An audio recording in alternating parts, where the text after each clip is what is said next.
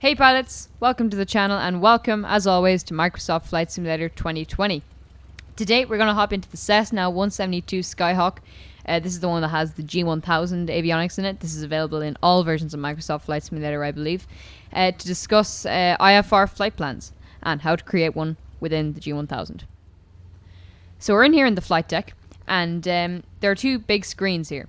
This is what makes up the Garmin G1000 as an avionics system.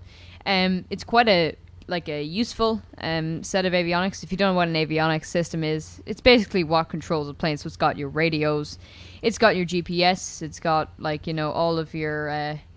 This one at least has got all of your engine enunciators, things like that. This one here also has a map, but most of the time they just consist of maybe radios and a transponder. But this one here comes with autopilots. It comes with all your bells and whistles like compasses, maps, and obviously, like I said, the annunciator display as well. So now we're going to cover an IFR flight plan. We're going to use these 6 buttons here and these 2 knobs as well as a little button on the top. So the first thing we're going to do is learn how to configure a direct flight plan. So you hit this button here. It's got a D with an arrow going through it, and it brings up this button here. And we want to scroll using the big knob. It says it's Connacht here, which is actually the airport we're at right now. But we want to let this set to Dublin Airport. So this is that's Echo. So you use the small knob to type in the letters, and the big knob to move over the character. You can see that. EI, that's already done. D. So just we wind it back. So when it's D there, we're good. And move it over, and W. Okay, hit enter. Okay, and hit activate. And this is what a direct flight plan is. It's just a point from A to B. It doesn't have any waypoints or anything like that between the 2 airports or the 2 locations. And the handy part of a direct flight plan is that if you lose your flight plan or something like that, it doesn't set the flight plan from an airport or anything like that. It just sets it from your current location, so it can be quite handy. Now we want to clear that because we're going to be doing an IFR flight plan. So we just want to hover over the whatever entry you've put in and hit the CLR button for clear. And it should just delete it there. It's actually still coming up here, but it's gone. Next, we're going to learn how to create an IFR flight plan. So this will be FPL, this button here. And you can see it brings up a black box. We want to hit this top button here. Whenever you lose your cursor, hit this little top button on the top of your 2 knobs, and this will toggle your cursor on or off. So we're here at Knock Airports, code Echo India Kilo November. So that's EIKN. So let's tune that. Let's put that in because we need to tell the aircraft where we are. So E I K N. And give it a second and we'll pick up the airport. It'll know what it is. And you hit enter. And it will come up. Now you won't see anything here on the map change because you haven't told it where to go. So let's just move over here and have the cursor below your previous entry. And that way you'll be able to key in another waypoint or an airport. So let's add a waypoint then. You can add as many waypoints as you want. And if you don't know what a waypoint is, it's pretty much a select point in the world that you can fly your plane to as part of your route. That's kind of the simplest way I can explain it. And at these waypoints, you can have certain altitudes or, have different changes in different turns maybe. They're basically points where you can fly to, and it could, you can use it to alter your flight plan. You can pretty much use a waypoint as a crossroads where you can turn a different direction towards your arrival. So let's get started. We'll just add one of the ones that are closer to here. Let's do 15 DME just for example. This is that's a one. It's kind of close to the airport, and it's kind of used for guiding planes in and things like that. Because this is an international airport. It's got an ILS approach into here actually. So we want to do 15 DME. This also gives you a chance to see how to key in numbers. So the numbers are actually situated before the alphabet. So if you just scroll back You get to numbers 1, 5, D. M is already in there, but it might be for you. You have to key that in. E. And we'll hit enter. Now, this screen can sometimes come up if there's more than one of this waypoint. And what you do here is you focus on your airport code. Whatever country you're in, it will have a unique code that's at the start of every single airport. So it's usually 1 or 2 letters. So for Ireland, it's EI. For England, it's EG. Things like that. For France, it's LF, I believe. So you just have to keep an eye out for that, and you would select your waypoint accordingly using that. So you just scroll down until you see your country code coming up. If you're in the case of England here, where you have 2 of the same name of a waypoint, I'd say pick the first one, because chances of that might be the one that could be closer to you. Let's see here. Now we have EI, which is Ireland. That's our right code. You can see a lines come up here on our GPS telling us where to go. You can see there's a pink line going from the airport to 15 DME.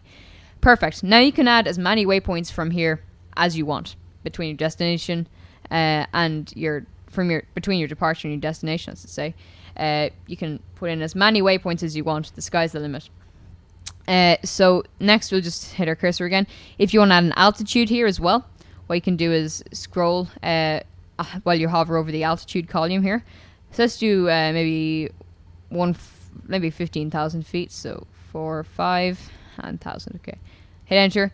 You'll know that it's right because the number will go blue. And that's how you know it's keyed into the flight plan. Finally, we're going to add a destination.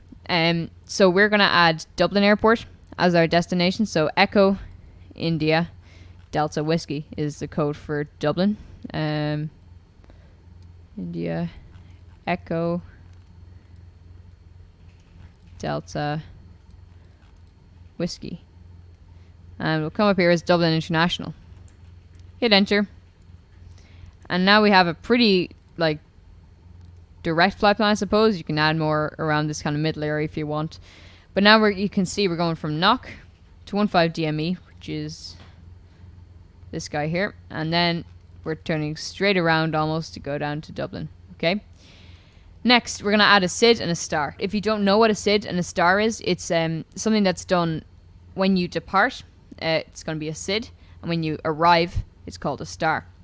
A SID and a star are based on your flight plan. It's kind of an extension out from the airport. It's a route away from the airport that usually has altitude and speed limits. And then once you're out of that, you can go up to your cruising altitude.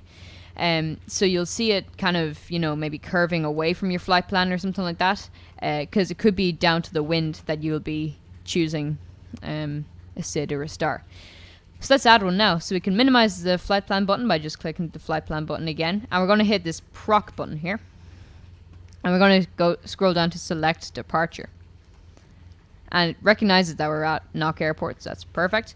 And it says it's got this departure here. So we're just going to roll with it. But if you want to change a different one, you just hit enter and there's a list. You can also see what runway it's for. So we're just going to use this one here. And you can also see what runway it's going to be using. So you remember you have to have a SID or a star that corresponds to the runway that you're taking off from. So it looks like we're pretty good. Runway 26.